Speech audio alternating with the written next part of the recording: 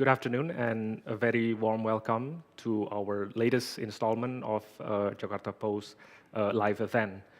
Today, the title is Charting Indonesia's Future. Obviously, we're going to talk about Indonesian situation after the election and what lies ahead for Indonesia with the incoming government. Also, for Muslims in the audience, I want to convey Ramadan Karim. May you have a generous Ramadan for this year. And for the speakers and everyone in the audience who are here for the first time, and also the viewers online, the show is brought to you straight from our Jakarta Post JP Live space, an interactive venue for seminars, workshops, to foster collaboration and community engagement. You may have all been well aware that we have concluded the balloting process on February 14, and I believe the situation post-election has been calm, has been peaceful, and based on the official vote count, barring some extraordinary circumstances, I think we can all agree that the incumbent defense minister, Pak Prabowo Subianto, will be announced winner for this year's presidential election. I believe in the next 2 days, the KPU, the General Election Commission, will announce the official result.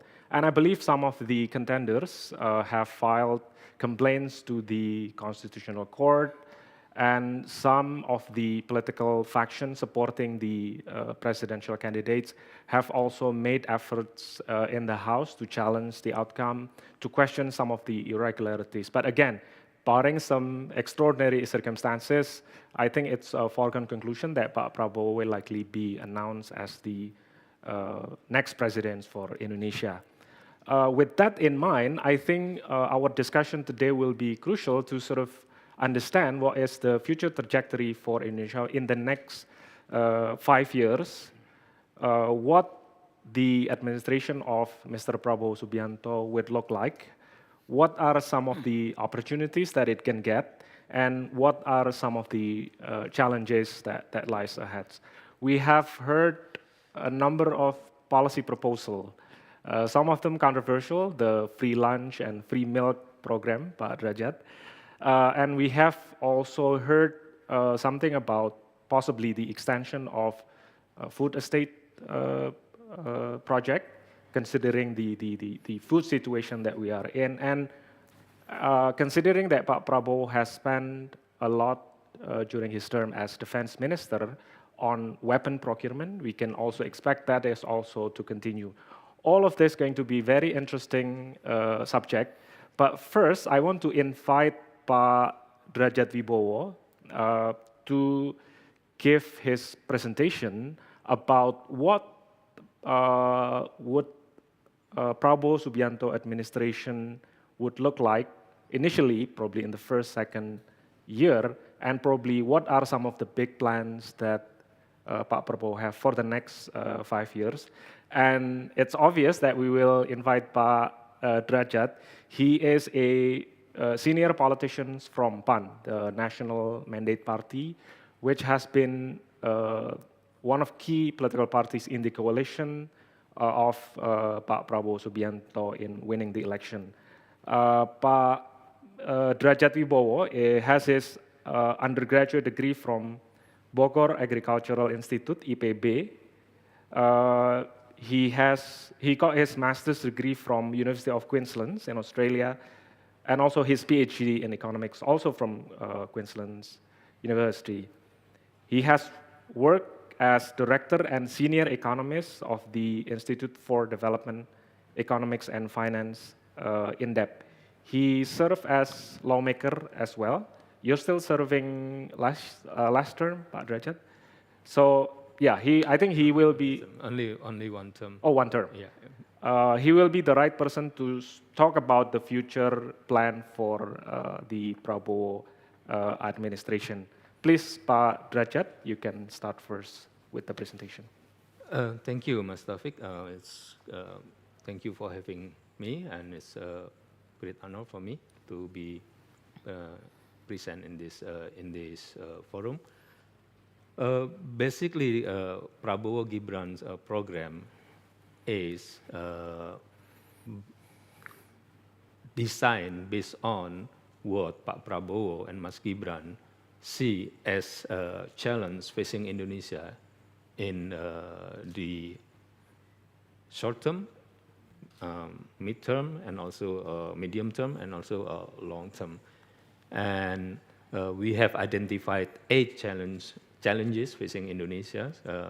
And to the surprise of some, we put climate change as our top and number 1 challenge, and also the global geopolitical situation, and also the rising price of energy and food.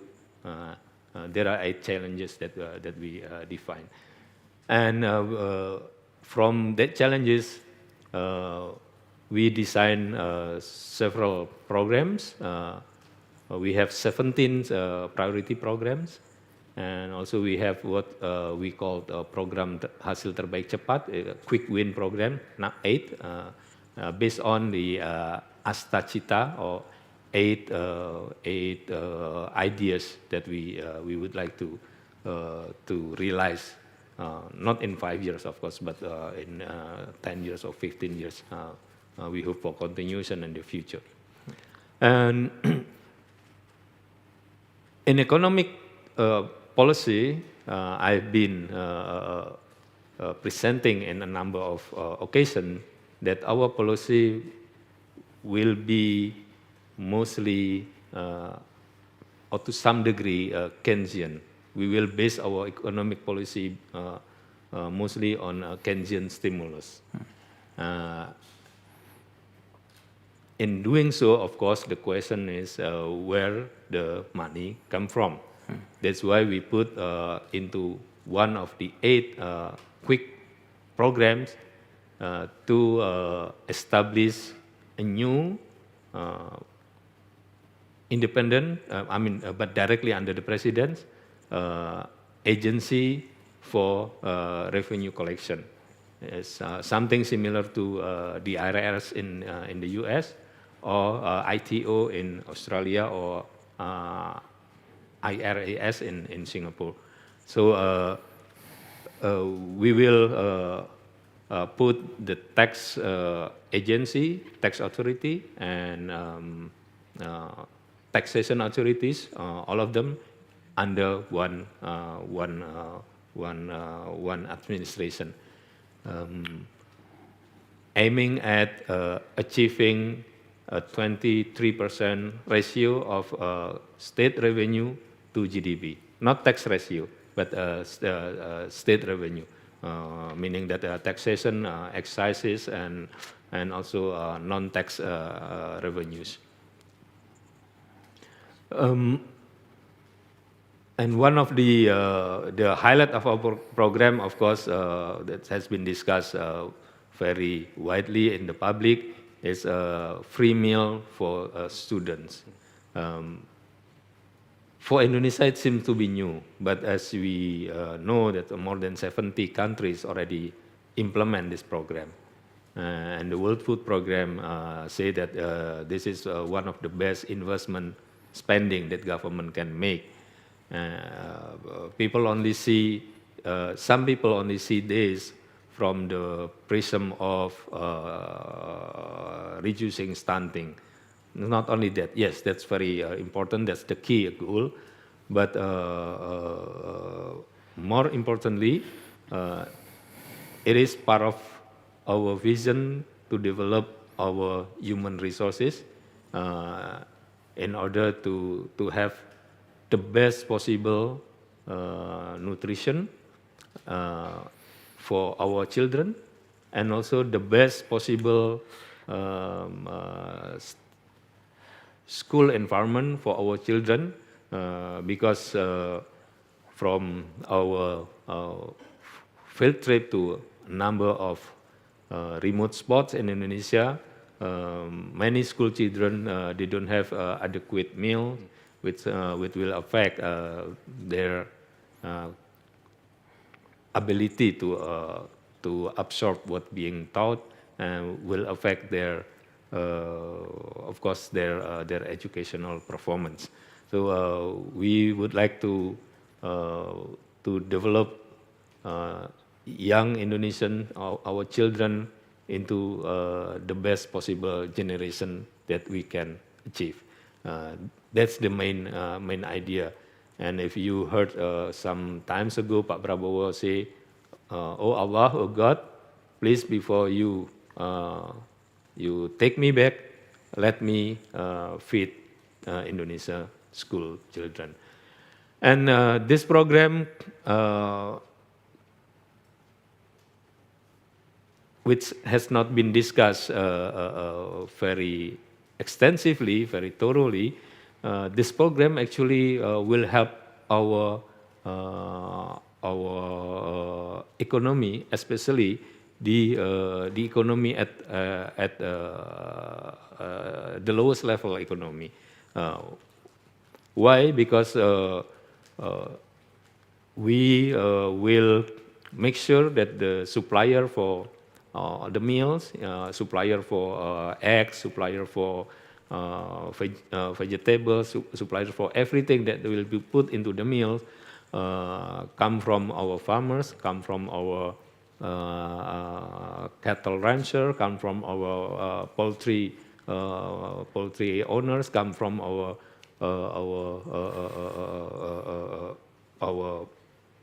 catering providers. So it will actually be a huge stimulus for economy at the bottom level. And but of course, some people ask where the money come from. And as I said earlier, that first we will conduct a transformation of our revenue collection institutions, but that's not enough. Some systemic transformation need to be done in order to collect the uncollected tax. And for the first year, there are some ad hoc sources of revenues that have been identified that we would like to pursue. For example, unbeknown to many, that there are some taxpayers that own the states by the amount of more than 90 trillion rupiah. They have a case against the state and they lost the case. It's already decided by the Supreme Court and they should pay, but they haven't paid. Some years ago, the amount was 90 trillion rupiah. I don't have the figure now because the data somehow is classified. But that income should be collected. And also, there are a number of avenues in our value-added tax that need to be untapped income that need to be collected. And also from non-taxation revenues, either in natural resources or in some resource-based sectors that can be collected. We already have already identified a number of possible revenue sources with the estimated figures on it. So I'm quite optimistic that we will be able to meet funding needed for the first year implementation of the school meal program. Yes, we will continue the IKN, the IKN, the new capital. We will continue food estate. Some people claiming that food estate is a failure. But Mas Taufik, you already read my background. Actually, I'm from agriculture. Of course, you cannot expect agriculture transformation to have a quick yield. You need to improve the quality of the soil. You need to do many things, improve the quality of the irrigation and so on. But that's in my view, the only feasible strategy that Indonesia can adopt if we would like to increase significantly our food and energy production, non-fossil fuel energy production. We cannot increase the size of the land in Java. Actually, we are still unable to halt the conversion of land from agricultural to non-agricultural uses in Java and Bali. Other lands in other areas are not available either agronomically or socially. So that's the best option that we have so far. Of course, we can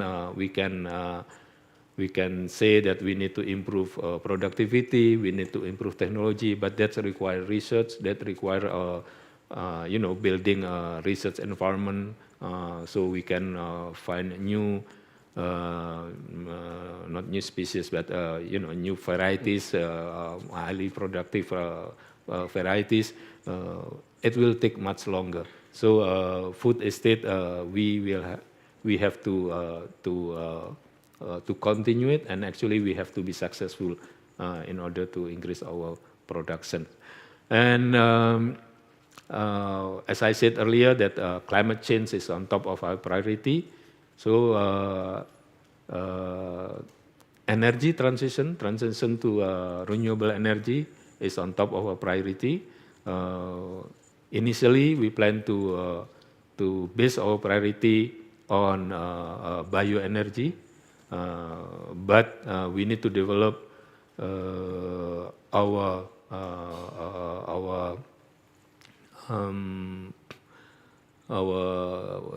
sun energy, or I don't know. Solar energy, and also our geothermal energy. We are number 2 in the resource available for geothermal in the world, but geothermal is still very expensive. So we need to be able to find technology in order to bring down the unit cost of geothermal power generation. But our geothermal resources are very big, and also solar energy. So that's a transition. Energy transition is very key in our programs, and perhaps we are the only candidates that put sustainability certification in our program explicitly. And actually, it's been Pak Prabowo's program since 2014. Actually, sustainability certification as a way to improve sustainability governance in our country.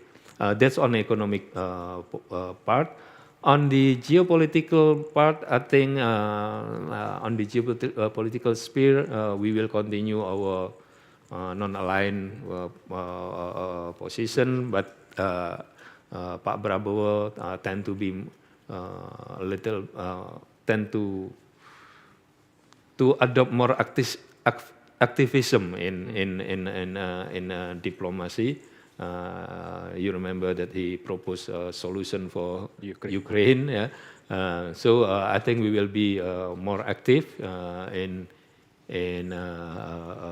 global diplomacy, and of course, given the rising tension in South China Sea will be our priority, and we would take an active role to bring dialogue to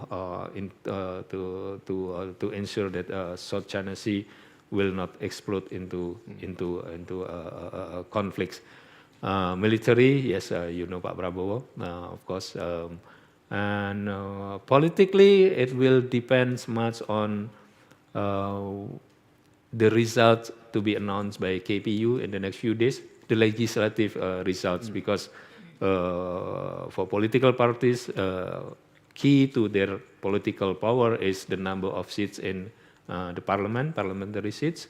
So what's going to happen politically, national politics, I mean, will be determined by the legislative results in soon.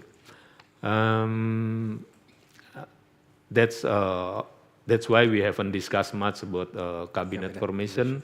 We haven't discussed much about expanding coalition. Of course, we invite political parties from our competitors to join, but the ball is in their hand. But maybe I will have to close with one of my kids' favorite singer, Justin Bieber. Never say never in Indonesian politics. Just never say never. Okay, thank you. Okay, thank you, Pak Derajat. If I can sort of summarize, I think the key takeaway was that I think the first was about the more intensive efforts in tax collection, and I can picture in my mind that Pak Prabowo already has a list of the target, obviously, and list of, you say, people who hasn't paid their taxes, and they will be, going after. And also, I think on the geopolitical and also the military spending, I think that will go on course as we can expect. And being an economist, obviously we cannot expect Pak Derajat to talk more about domestic politics. And now I want to move on to Pak Wasisto Raharjo Jati to talk more about the domestic politics, probably the sort of political constellation. Pak Derajat just mentioned about that the cabinet formation will have to wait for the legislative composition. So my question to Pak Wasis will be on what will be the sort of political constellation, and also I think importantly will be how the relationship between Pak Prabowo and Pak Jokowi, because without doubt Pak Jokowi has contributed a lot in bringing in a victory for Pak Prabowo. But before you start, I would have to introduce Pak Wasisto. He's a researcher at the Research Center for Politics at the Indonesia's National Research and Innovation Agency, BRIN. This is formerly LIPI, right? Yes, one of the holding institutions. Yeah. He holds a bachelor's degree in politics and government studies from UGM and a master's degree from the Australian National University in political science. Yes. Please, Pak Wasis, if you can sort of brief us on what's your take on the next political arrangement for Indonesia. Thank you, Pak Taufik, for the invitation, and Jakarta-Post for having me as one of the speakers today. And speaking to the upcoming political constellation, I believe that the constellation will be not easy, because as we may know that there is a differentiation, the result of the presidential and legislative election. So this means that there is a divisive political line between DPR and Istana in the coming years. And for the constellation among elites, I think that yes, as Pak Derajat mentioned earlier, that the winning parties would like to invite all the parties to join, and I think this is a typical of winning party to embrace all the parties, and it signals the winner takes all will be applied. But I think this is also a signal how uncertain opposition would be in Indonesia. I think that's the brief glance of upcoming Indonesian politics. Can I start my next? Okay, so for the introduction, I would like to explain the Indonesian democracy level from 2006 until 2022. So, as you can see on the screen, we can see that Indonesian democracy has been in flow of democracy. I mean, the score is between not less than 6 and not higher than 8. So this means that we are in the moderate, not going to bad, not going to good. So it is the moderate level. And this means that Indonesian democracy still need more improvement, especially in some participation, some good relationship between state and society. So that's maybe in the my second slide. Yeah.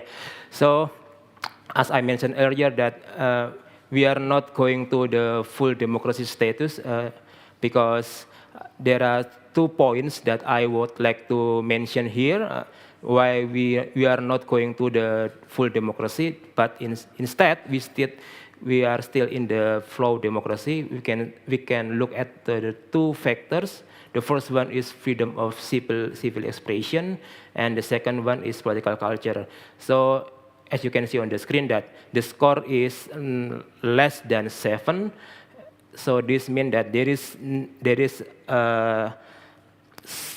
some improvement to do so. For the freedom expression, we can see that how the commitment of corruption eradication roughly deteriorated, and then how the political participation, especially in social media, we often get bullied if we speak different opinion. So that's the 2 simple and humble example how democracy at the grassroots level is still going to be declining gradually as I studied in more literature. And next.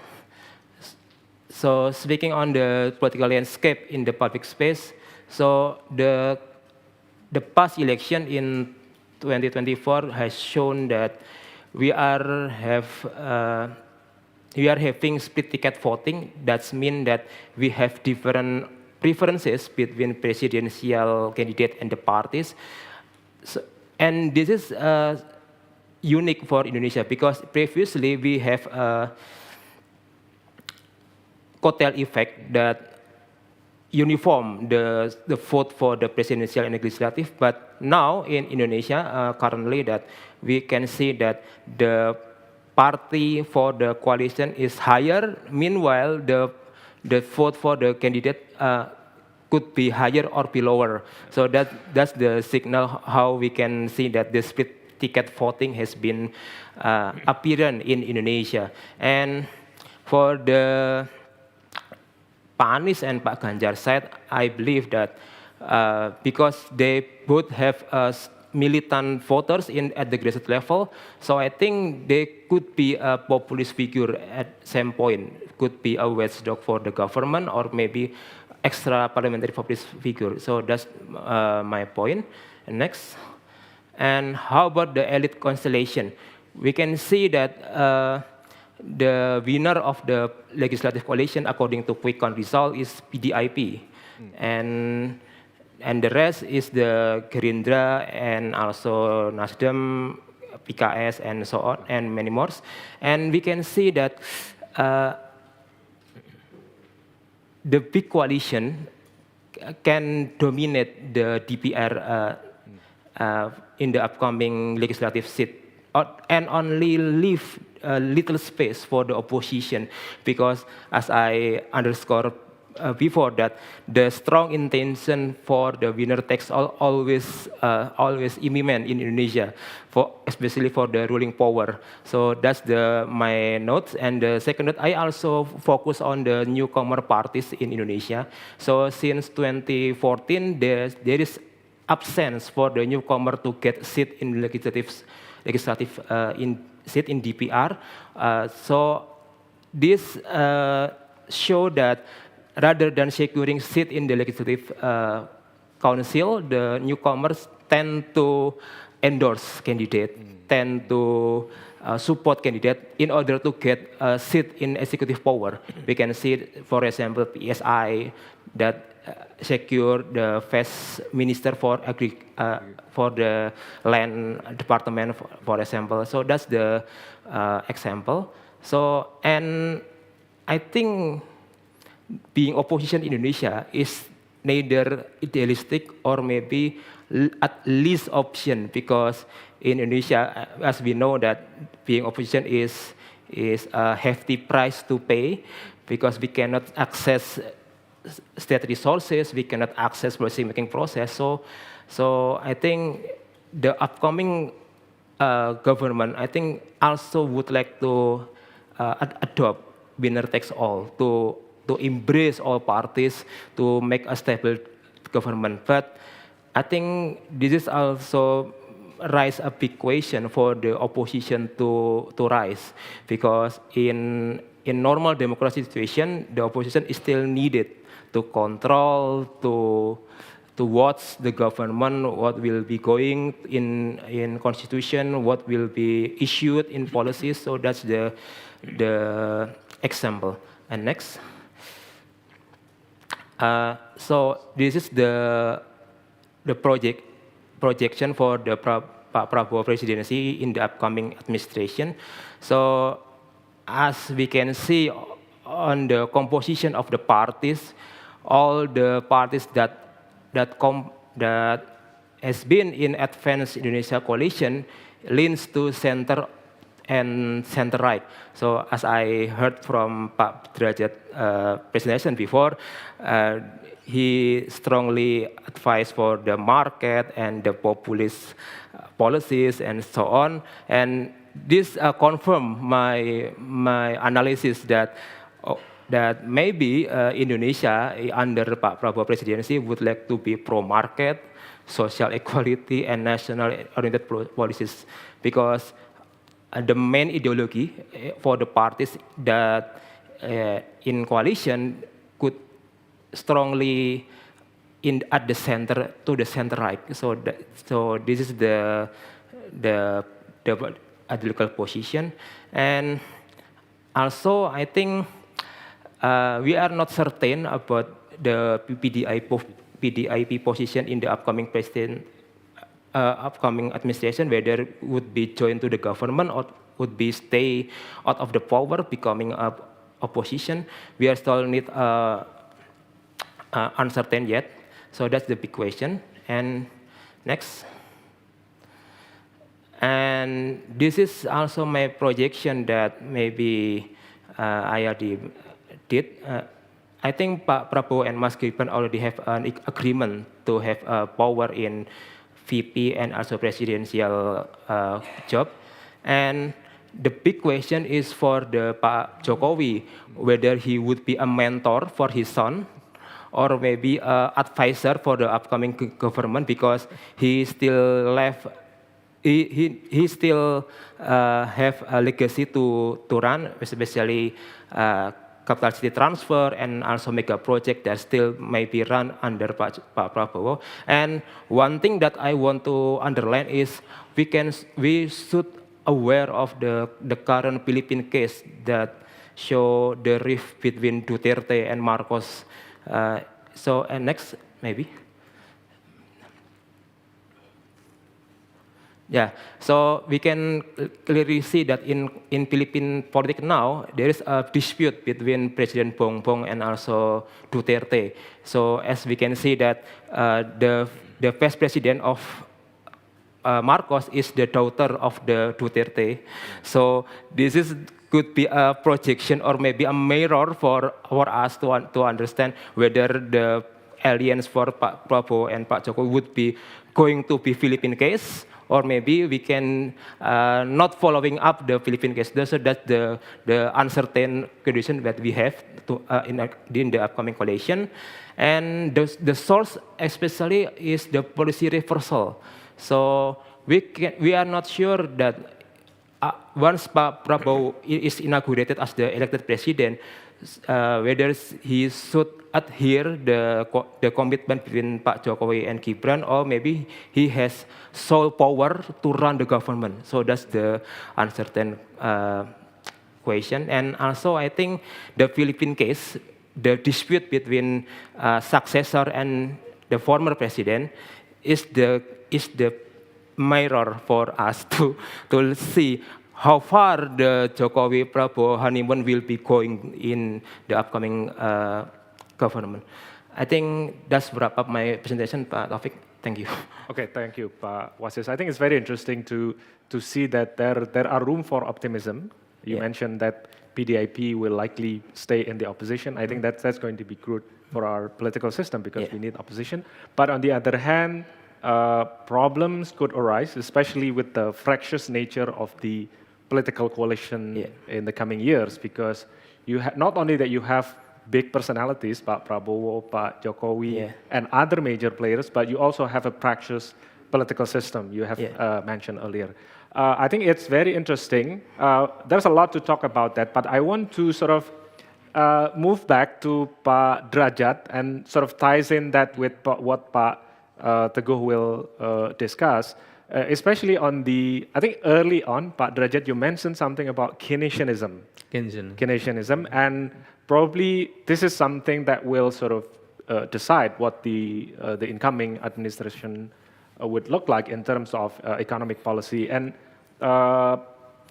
please, Pak Teguh, if you want to comment on that, or probably we can expect some sort of presentation on what is your take so far on some of the policies, the free meal program, the food estate, or in general, what will the economic policy would look like under Pak Prabowo. But I want to introduce you first. Pak Teguh is Dean of the Faculty of Economics and Business of University of Indonesia, UI.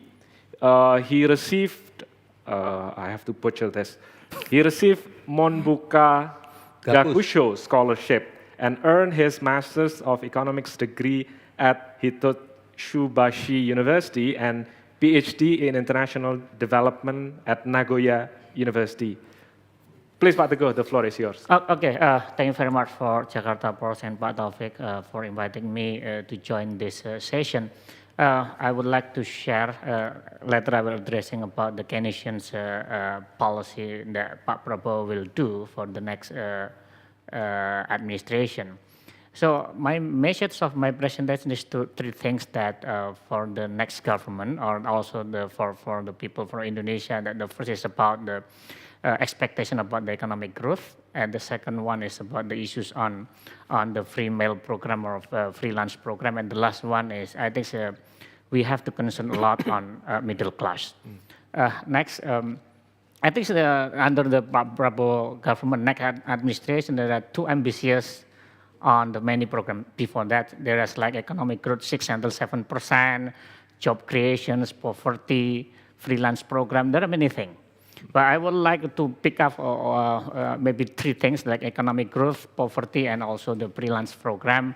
And next, Indonesia also have a dream about the Indonesia-Mas 2045. Even though some people also criticize becoming the Indonesia-Mas 2045.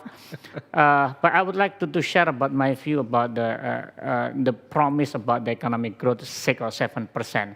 This is our history, economic history on economic growth. Our economic growth after Asian financial crisis, on average, we never have more than 5% on average. So this is the right side is we're trying to split between the administration, Ibu Megawati, Pak SBY number 1, SBY number 2, Jokowi the first one, and the Jokowi number 2. So on average, we only have 5% 5% on average. So, but every candidate, Pak SBY, Pak Jokowi, always promised 7-6%, but we never did. So you don't expect, in Indonesia, don't expect too much that the Pak Prabowo will give us 7 or 6%. So just keeping belief and then Pak Prabowo can keep the economic growth 5% is good enough. Even though this is not enough to being high income country in 2045. This is the first one, because our historical perspective show that we never have more than 5% after ASEAN's financial crisis. But we experience have a 7.5%, but is 50 years ago, when we are still in underdeveloped countries. When you inject little investment, the economy can grow faster. But no, we are already mature. So don't expect too much about the economic growth. Next. So this is the long-term Indonesian economic growth. Many international organizations predict that our economy is less than 5%. So, and in our theoretical economic growth, that the first stage is capital accumulation, and the second stage is about the indigenous growth, about human capital. The last one, the current one, is human capital and institution. But our economy and our government always focusing more on a capital accumulation. It's like the capital fundamentalisms. But this is old school, I think. We have to be more improving to access to quality education. We have to promote learning, not schooling. Our government always thinking about the schooling, but we never talk about learning. So we would like to promote this. I think in the education policy, I think is important, not only in the access, but access to quality education. We would like to sustain our economic growth. So this is many international organizations predict that our economic growth is like the Goldman Sachs, I think 4.3% until 2029. But I think this is the condition. Next. Okay, about the poverty and inequality also, I think Pak Jokowi, all of the economy, yes, we experience like the poverty reductions, but not so massive. In the term of the absolute number, during the 2019 until 2023, 25.9, the poverty is increasing in the absolute number during the last 4 years. So I think the government should focus on this. Gini coefficient inequality also increasing. This is the expenditure base. But if we talk about land ownership, the Gini coefficient is 0.6%. So if you talk about the financial asset, the inequalities become very huge. Okay, I think the government should focus more on these issues. Next. I think this is about the school freelance program. This is a solution or the government not trying, this is just creating the new problem. This is our experience the 10 years. We're using the data. We always use the evidence base that there is improving nutrition intakes per person per day during the last 10 years. So this is improving a lot during the 10 years. And those who getting like BPNT is previously Raskin or noise like the food subsidies, the calorie intake or nutrition intake is better, getting better. So instead of having the school-free program, if the intention is to improve the nutritional intake, just using the current program.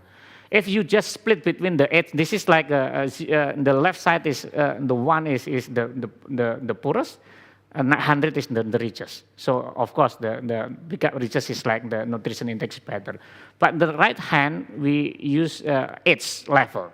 So if you just compare the age level, quite equal nutrition index. So the school freelance for what? Is for nutritional index or another program?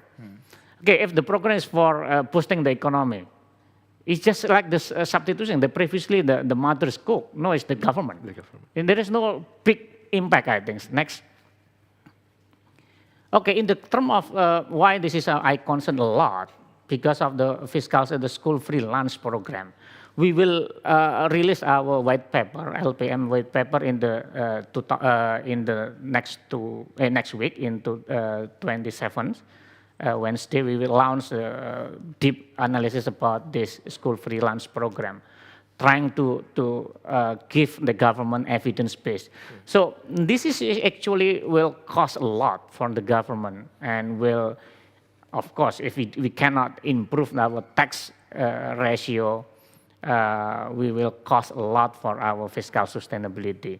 So this is also we are very afraid for in the term of for the economists, that we have to increase our debt, either the national or domestic or the foreign, to fulfill this promise. Okay, that's why we suggest that if the government trying to fulfill the promise, just focus more on the expecting mothers and kids below 5 years old. This is can deal with the stunting also, because after it's 6 years old, the stunting is not counted yet. Okay, this is the issues. The next, but I think the most important thing is I think the fiscal capacity. So our tax ratio, every government always promise that we will increase the tax ratio, increase the revenue, but in the fact, we always stagnant at the 10 and 11%. Pak Derajat mentioned about, no, this is not tax ratio, but the state revenue, whatever. But I think we never have a lot of room for the fiscal. So it looks impossible to finance everything. So how to finance the campaign promise? This is the issue. Pak Derajat already mentioned about we can do this and this. But fact, we always say the fact, the previous government always the promise, but never realized the promise. This is the data.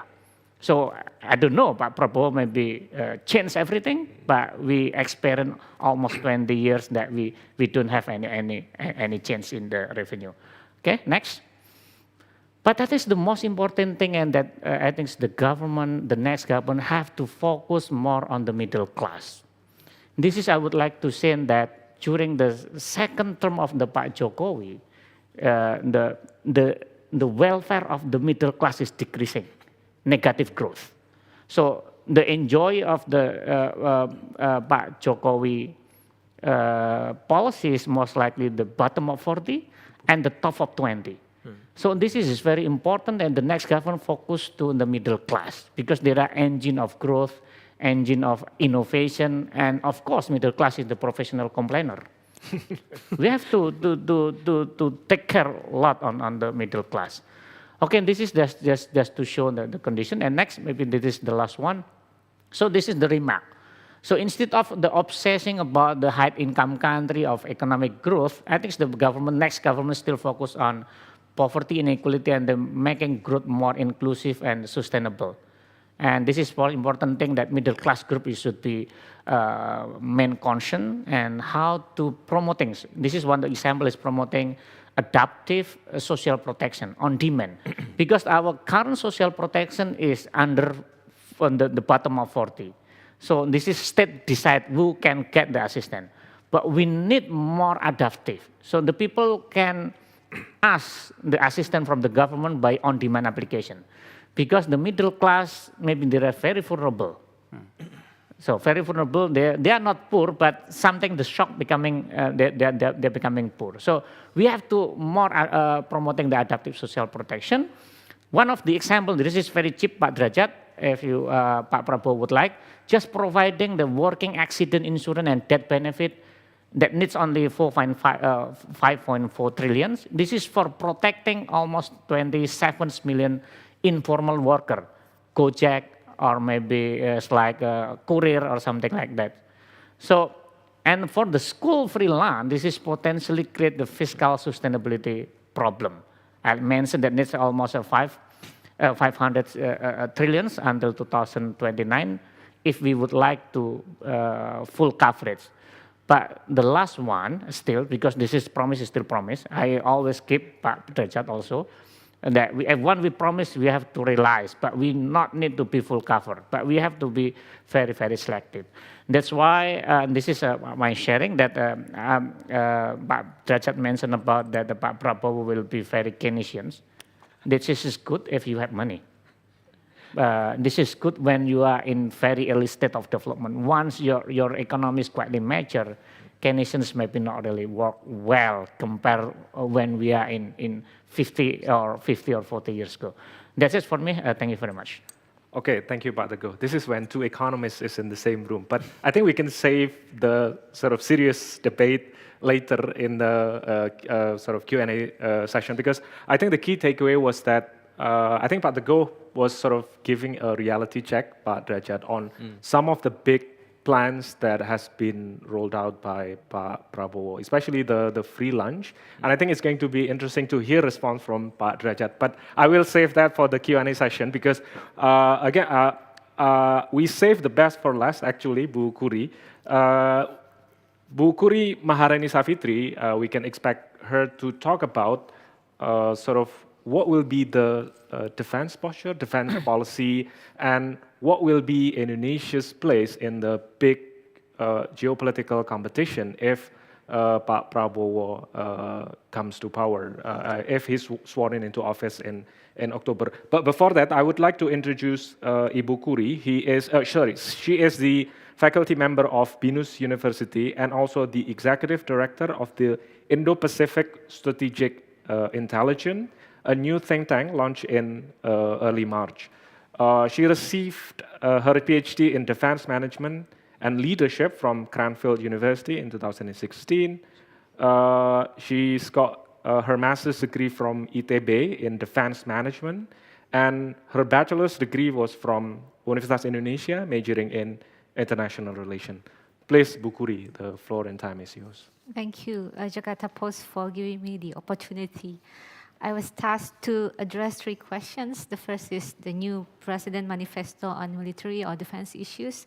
The second is geopolitical landscape of the Indo-Pacific and Indonesia's defense readiness. And the third is what should we expect, the continuation and the change in terms of defense economics. I would like to focus on that since it is my expertise.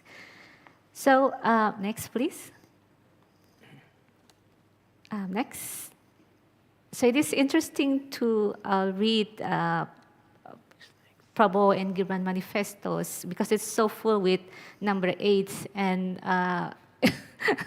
and eventually if the KPU announced by tomorrow, Pak Prabowo might be the 8th president of Republic of Indonesia. But let's wait until that.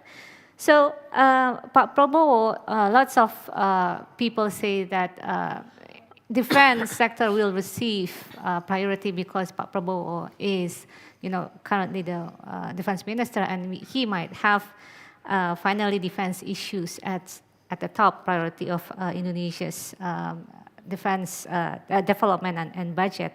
But really, if you see the manifesto, it doesn't look really like that. I see the rationale of Pak Prabowo trying to find the balance between defense and development needs. So as part of 8 missions, defense is mentioned in the same breath with self-sufficiency in food, energy, waters. So this shows that Pak Prabowo actually put defense under the big concept of state sustainability, which is interesting. And defense is actually mentioned only for 14 times more below the economy, health, and education. However, Pak Prabowo did mention in his manifesto about sustainable defense, which is, again, interesting because he put that in addition to economy and wealth, sustainable defense is a precondition to the attainment of the state's vision. And when talk about strategic challenges within the next 5 years, Pak Prabowo identified climate change, disruption to supply chain, food security, and war, which he then identified the impact of war to the supply chain. So we can conclude that Pak Prabowo's manifesto is actually dominated with his economic visions, not defense vision. But defense is part of that, important part of that. That's why It becomes one of the 8 priorities, and the work program consists of many things, including increased defense budget gradually, increase the contributions of national defense industry, strengthen cyber defense, etc., etc. And I find another interesting thing is also the professionalism in arms procurement and cyber defense, showing that Pak Prabowo has interest in the professionalism of the defense sector. Next, so what would be the continuation of defense policy in the next administration?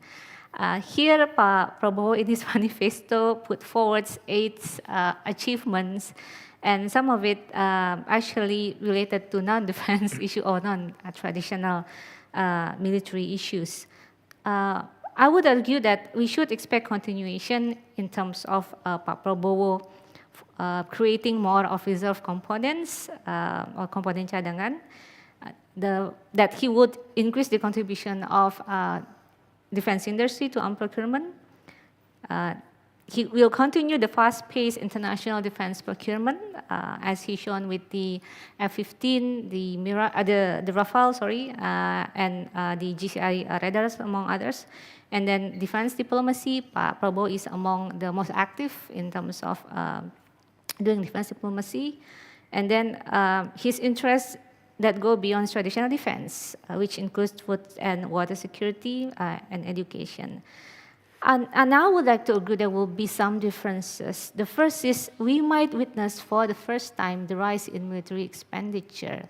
And this relates to the, partly for the move of the capital city or IKN. And the second is we might also witness professionalism in defense acquisition. And this might be connected to the pressures from the session to the OECD, because some of the OECD's regulations are very tough on anti-bribery conventions and anti-corruptions that might give a pressures for us to have more transparent and credible defense procurement. Next. But the question is really whether what Pak Prabowo envisioned for his administration is a good response to the geopolitical dynamics. Let's see the landscape in Indo-Pacific, and let's zoom into the Southeast Asia, our neighbors, the core concentric of our foreign policy. The first, we understand that the maritime geography of Southeast Asia is one of the most complex in the world. We have ongoing maritime boundary making. We have major straits and choke points, which is vulnerable to disruptions. We have marine resources. But on top of that, we are witnessing the great power competition that might turn into an open conflict in our neighborhood. And we witnessed in the past decades the foreign power projections. We witnessed the militarization of South China Sea by China, and then the US consolidating its alliances in the region. So we see more and more warships, fighter jets, even battle groups, carrier strike groups sailing through our waters. And here ASEAN, specifically Indonesia, is potentially impacted by future great power conflicts. We are located in the line of fire. Shall the conflict erupt in the future? Next. And here we see that neither of ASEAN countries actually prioritize defense, with exception of Singapore, which is understandable because the countries lack in strategic depth.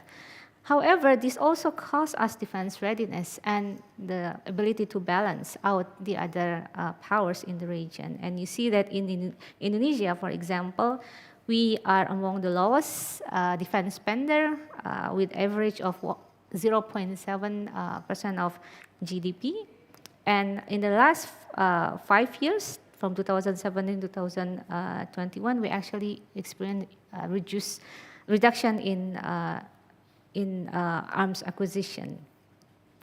So Southeast Asia is underbalancing to the dynamics of the region, and so is Indonesia. And here, Indonesia's interest in security and safety is intertwined actually with the interests of ASEAN.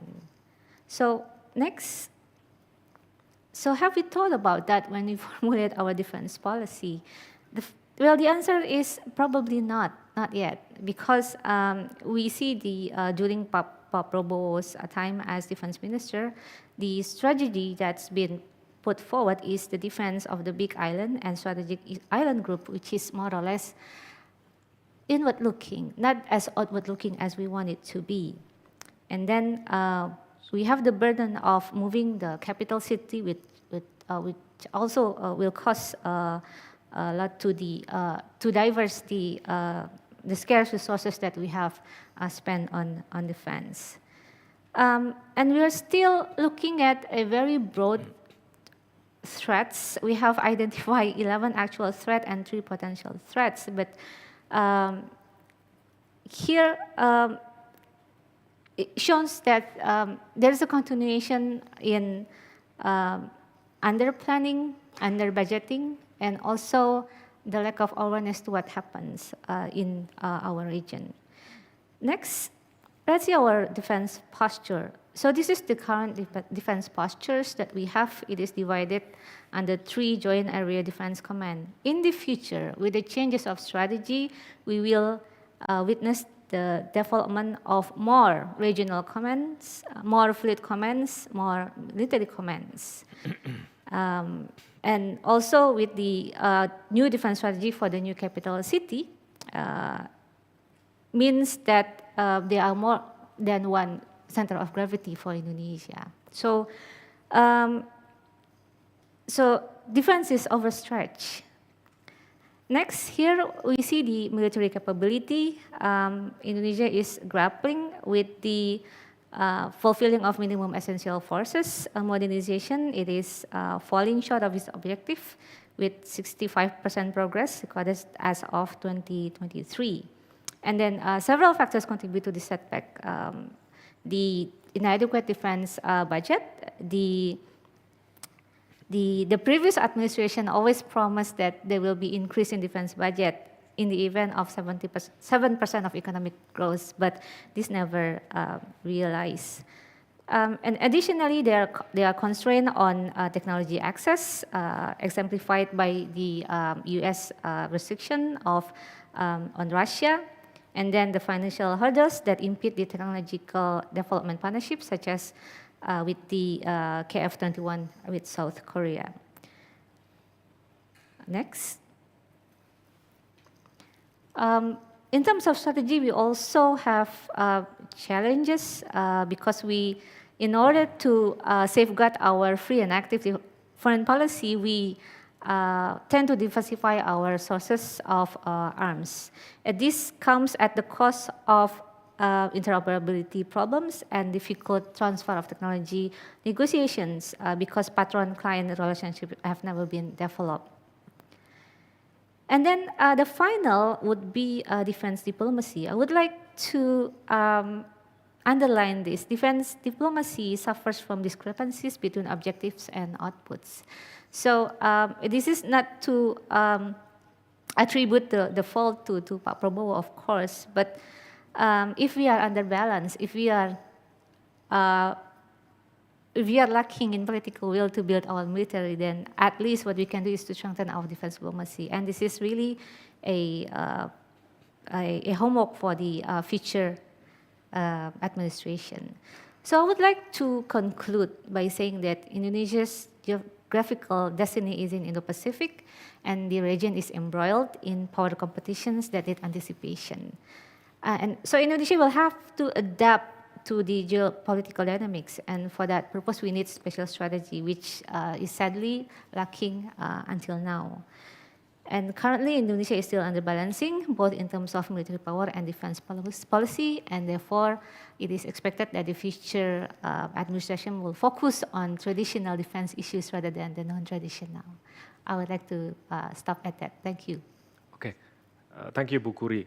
Again, this is a reality check. I think given Pak Prabowo's history as a defense minister and a former military general, we can expect him to be defense or strategic minded, but at the end of the day, this has to do with the resources. And I want to circle back to Pak Derajat. Obviously, I think Pak Teguh and Bu Kuri especially mentioned a lot about some of this major big ambition, but at the end of the day, this has to do with the fiscal room that Pak Prabowo will have in the next administration. So the question is, first, of course, how will you respond to that criticism? And is it possible that there will be modification or adjustment to some of the big plans, the major plan, and sort of what kind of adjustment or modification that will be taken, Pak Derajat, if you want to respond to that. Thank you, Mas Taufik, and thank you, Pak Wasis, Pak Teguh, Bu Kuri, for very Frank. frank. Yes, I agree. And well, I agree with what Pak Teguh's assessment that previous administrations, Pak SBY's administration, Pak Jokowi administration hasn't been able to increase tax ratio significantly. Yeah. And I was in the parliament in 2004 to 2009. In my earlier year as a parliamentarian, our tax ratio was still just slightly below 13%. And my question about the goal, is it the responsibility of the president or the responsibility of the finance minister? And who has been the finance minister for those two presidents? Okay, so I think if you are skeptic about our tax ratio, I agree. If we continue the strategy adopted by your seniors, but go in your universities. I'm sorry to say, but while I don't want to finger point here, but you cannot blame the president for failing to achieve the tax ratio that they promised during campaign trails. It is the responsibility of Lapangan Banteng, the responsibility of finance minister of the day, to ensure the tax ratio raise appropriately. But the fact that we went down from around 13% to around 10% now. So Pak Prabowo intend to reverse the trend that we have been seeing since 2004, 2005. And that's why we would like to revamp our tax agencies. We would like to revamp our revenue collection agencies in such a way that no longer we will see leakage in our tax collections. I'm not talking about theory here. Mas Teguh didn't mention one of my posts before. I served as chair of a special unit in the Indonesian State Intelligence Agency during Pak Jokowi's first term, and I was given privilege of having several 2-stars, 1-star generals and professors in my team, and we see it directly. I saw it directly. Where the money is not collected. I saw it directly. Illegal economies. How we fail to not only to prevent, but to bring those illegal economies into the tax system. And from I cannot share freely because I'm under ethical oath, under oath and ethical standard code of ethics that I have to adhere, even though I'm no longer there. But there are some potentials that have not been addressed by Ministry of Finance, Pak Teguh. And that's why we see a continuous drop in our tax ratio. Let me address some of Pak Wasis Pak Wasis assessment. It's very interesting. I really like what your point about Duterte and Marcos. Yeah. But that happened in other countries. Here, Pak Prabowo and Pak Jokowi are in mutual needs. Yeah.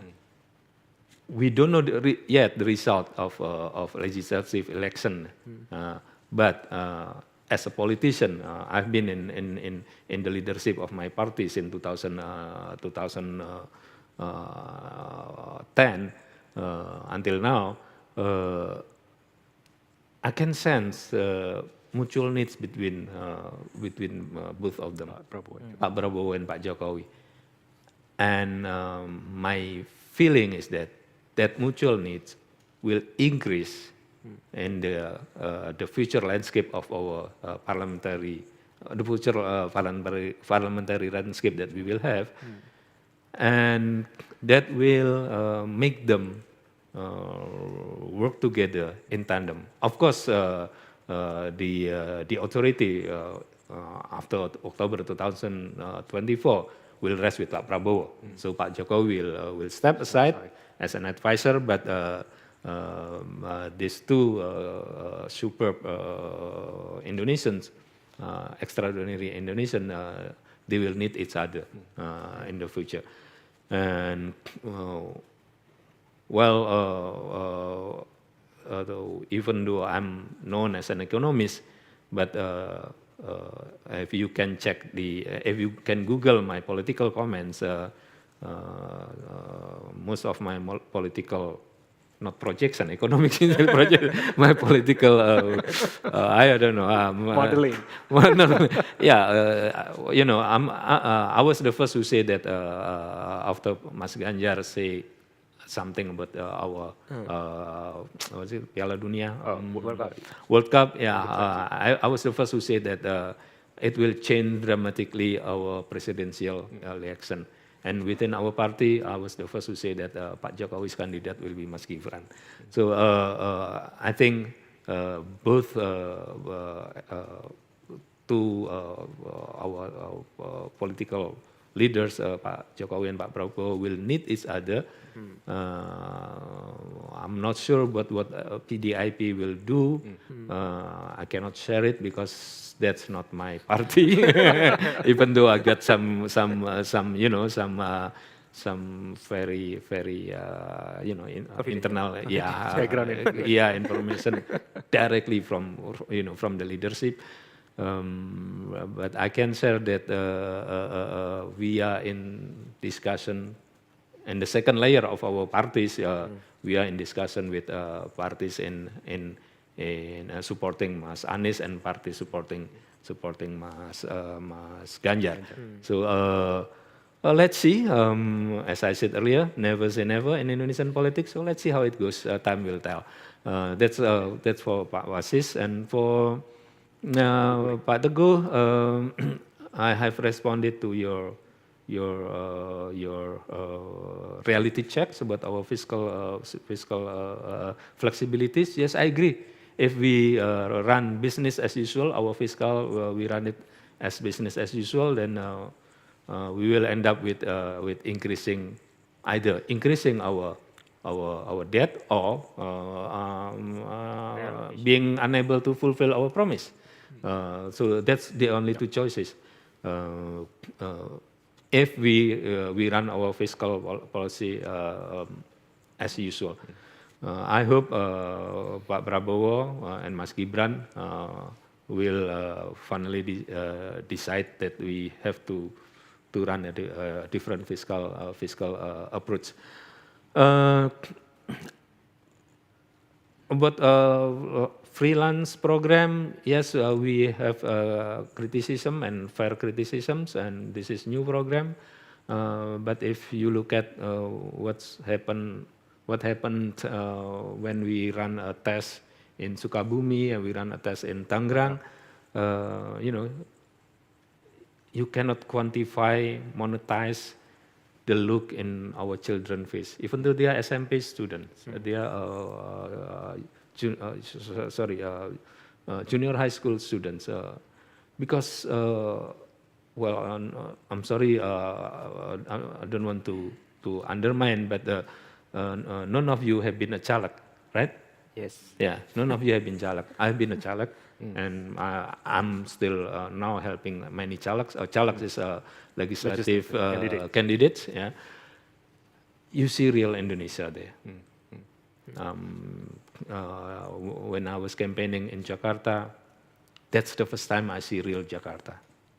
You know, I cannot tell the detail, but you know, you go into just unimaginable that a person, a human, live in such a environment. So,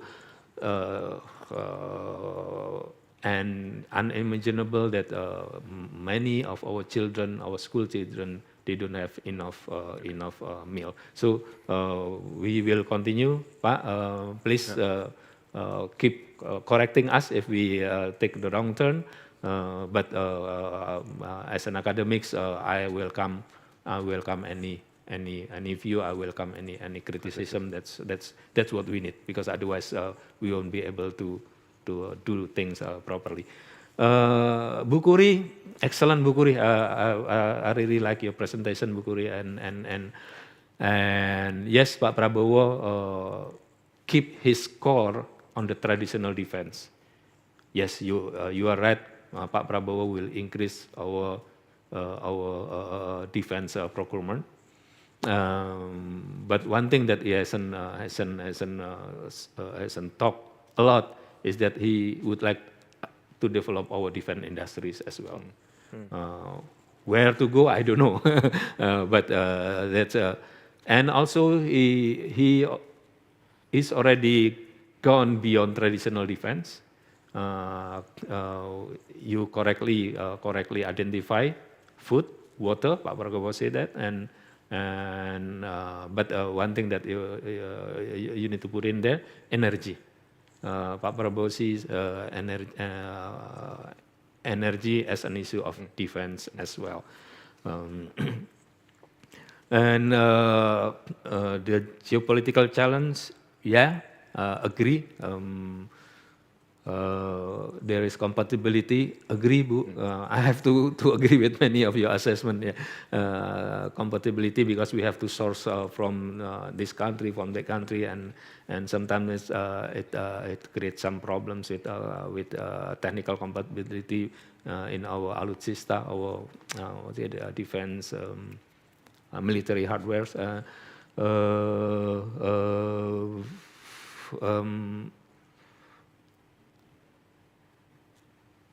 Well, basically what I can share is that we will try to be more active, but finding workable balance between two competing forces. And I can share my presentation in one of the fora before the election. 3 ambassadors, European ambassadors, presented.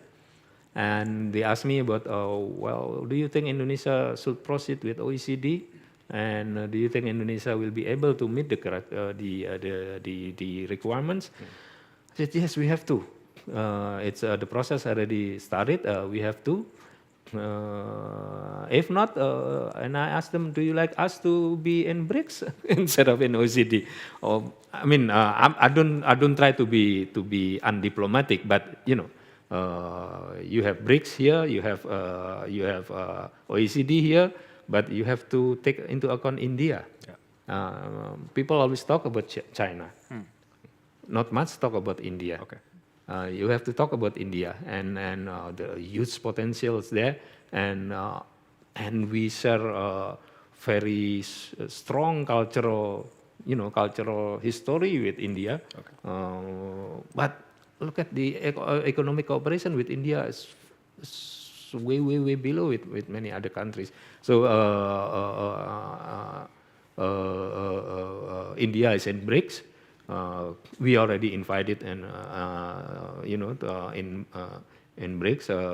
I don't know what Pak Prabowo will decide, but I think we will play a role, and we will try to find a workable balance between competing forces in the world. Yeah. Okay, Thank Pak you. Derajat. I want to dig deeper into the issue. I want to start with Pak Wasis, especially, well, at the end of the day, there will be just one president, and Pak Derajat mentioned just now about that Pak Jokowi will likely have a greater role in politics, and you have, given the example of Marcos Duterte. Yes. And you seem to believe that it's bound to happen. And my question, in fact, will focus on the consequences. If those kind of conflict or rift happens, what will be the sort of situation in the coalition? Can we question the stability in the future about this government? What is your take on that? Because this will likely be a certainty. Yes. No. And I mean the possible coalition between Pak Jokowi and Pak Prabowo. The RIF, I disagree. But well, They will have differing opinion, of Yeah, course. yeah. But the RIF, no, they have mutual needs. Yeah. Yeah. Well, I would say the friction rather than friction. rather than the revenge is a full statement. I would say, and well, I think for the next administration, the role of Pak Jokowi in the next administration depends on what the special function he would like to be in charge in the next administration. Would be a special advisor, or would be a like Lee Kuan Yew in Singapore, minister mentor, something like that. So we are not sure yet. But the main thing is Pak Jokowi is not having our own parties. So that's the big chunk if we want to compare with Philippine case, because Marcos has own party. Duterte has own party, so both parties are competing. But in Indonesian case, Pak Prabowo has own party. Meanwhile, Pak Jokowi is an ordinary cadre of PDIP. We are not sure what kind of maneuver he would like to then for the next political constellation. Would be fully retired, or as we speculate, would be an advisor, or maybe fill his own party because he has many followers in the grassroots level. And if the friction happen, I think it's not going to be deteriorated, but I think it's stable because Pak Prabowo in charge to control and to manage all the parties to be in the single command. But one question is for Gibran. Is it he would like to be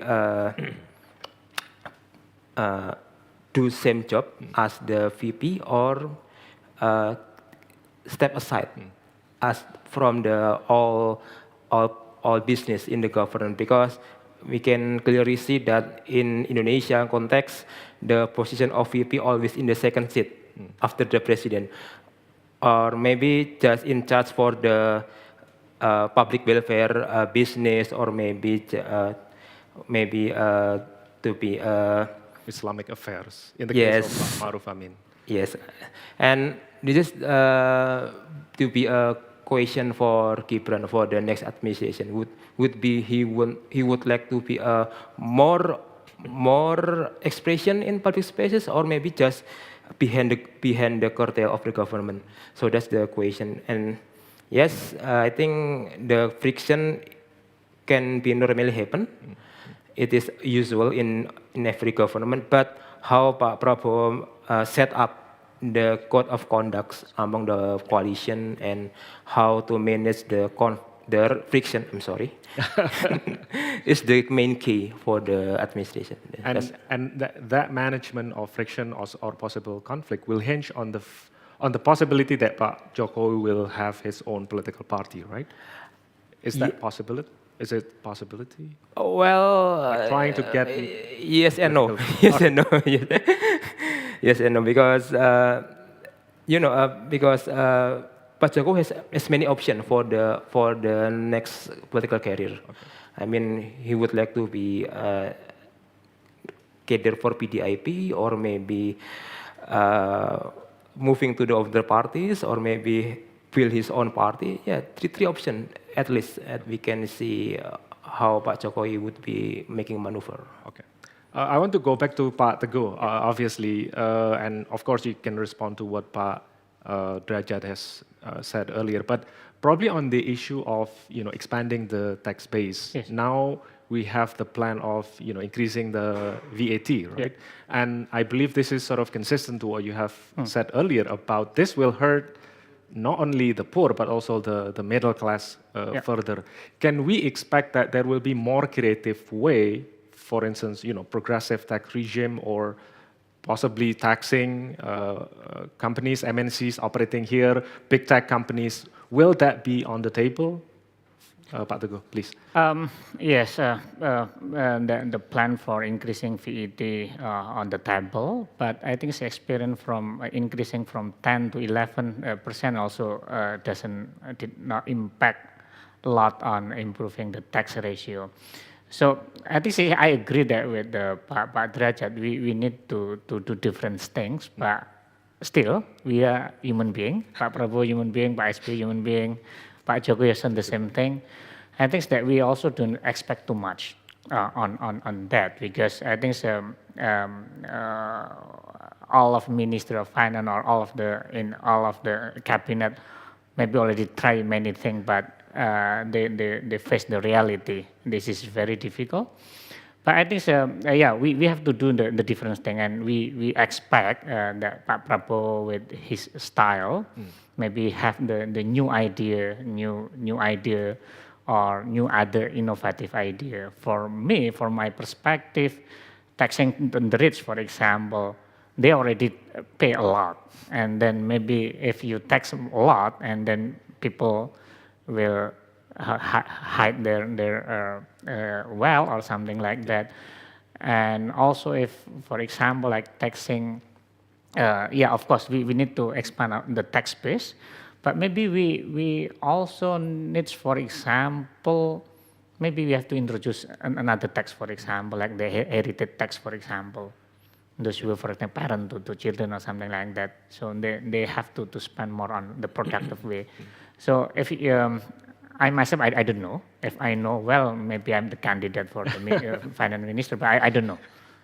So just the academician is just for the criticize or maybe skeptical perspective to make aware people like the Pak Derajat and team and that aware that the condition is not like the very, very easy and very smooth. So there is not easy way. I don't know the answer yet, but like the increasing the tax rate also doesn't improve a lot. And of course, in the absolute number, the tax revenue is increasing, but the GDP increase is larger than the tax increase, so the ratio is becoming stagnant. And I think tax basis will be one of the possible option, that because until now that is even though the tax base is increased, but the problem who pay tax is also the similar people, the same people. Yeah. So I think the other way is how to tax noise, for example, the informal sector. We tax informal sector, but we don't hurt them. So this is the strategy. But I don't know how to do that. This is more detailed. But one of the research from Khatib Basri and his colleague from MIT and Harvard, and then the tax administration that proposed by Pak Prabowo with the new tax agency maybe work for the collections. Maybe if under one umbrella, one institution, and directly to the president, there's possibility to make the flexibility on collecting or maybe the innovation. So this is we expect Pak Derajat about the new tax agency, because Pak Jokowi also at that time also promised the same thing. Yeah. but then it's not realized. But no, we expect a lot with the Pak Prabowo. This is maybe the new thing that we expect. But I think still that for the next government, I think so the honeymoons may be half years, and then they face the reality and the back to the business usual. Maybe as the same as when we before we married, we promised a lot with our partner, and then after married, and then we face the reality and just doing as a business as usual, as a married couple. I think this is all my opinions, and then I hope that we don't expect too much to the new government, because our past experience with the different party, different, even the Pak SBY and Jokowi is different party, the style back to the business as well. I remember that the Pak Jokowi at that time, in the first month, they're trying to cut the budget for the full subsidy. Fuel subsidy. Because there is a room at that time, and then can finance the promise. But no, the room is not so many. There is no many choices. Needs for the innovative, and I don't know what kind of innovation that we can do. But one is like the new tax agencies we expect on that promise. Okay, thank you, Pak Teguh. This is my last question for this session. For Ibu Kuri, obviously, I think to expect that Indonesia will depart far from the balancing between the two powers, I think it's going to be very difficult. That's reality that we have to deal now. But I think the difference will be in nuances. And what is your expectation? Because with Pak Jokowi, we know that he's leaning towards, not leaning, but has more engagement with one side over the other. In the case of Pak Prabowo, probably you can have some take on that. What will be the nuances in terms of rowing between two major rocks? Yeah, it is always difficult to maintain balance, especially when the room to maneuver is, getting smaller and smaller. Yeah, and so I think we are continuing our hedging plus strategy. If I may to quote Ibu Dewi Fortuna Anwar, of course we're not going to stay passive. Yeah, Indonesia has been the de facto leaders of ASEAN, and we continue to believe in ASEAN centrality. However, this belief needs to be supported by strength, which is, among others, military strength and economic strength. And it is ideal that the economy and military go hand in hand. I mean, if we have a good economic development, economic growth, then the military expenditure will raise, without having to be boosted. But this is not really the case of Indonesia or the Southeast Asia, sadly. So in the future, I think the challenges will be to balance between modernizing the military, because we really need that. We need to safeguard our territory. We need to safeguard the ASEAN safety and security. And if we decided in the future to be neutral party in the event of open conflict between the great powers, we still have to make sure that we are able to safeguard our own territory. And this is the challenges, because if we are able to do so, we will be will be violated by the warring parties, and we don't really want that. So back to the questions how to balance. I think with Pak Prabowo continuing the accession to OECD, it shows a bit of departure to leaning towards more Western poles in terms of economy, because traditionally for economy we will rely more on China, and then for security we will rely on the West. But with this shift, whether this will implies the next administration take more sides, a bit baby steps toward the West or not, I think this is also something that we need to be careful of. What does it look for China and others? And aside from other countries' perception, of course, we need to be solid internally, and I think political stability is also very important in the future as part of the national resilience. I think Pak Prabowo is very strong at looking at defense as part of national resilience, and therefore political stability will be one of the priority because everything starts from home. Yeah. Okay, so that's my answer. Okay, thank you, Bu Kuri. I think we have covered a lot of grounds in our discussion, and I think I have more questions to the panels, but I think I'm aware that I think the iftar dinner is upon us. So I will conclude this online session for now, and we will have around 30 minutes until the breaking of the fast for the audience here to engage with the speaker. But for audience watching online, this will be the conclusion of our live event, and I hope we can see you again in the future in some of the new and future events that will be held at the JP live venue. Thank you for joining us, and hope to see you again very soon.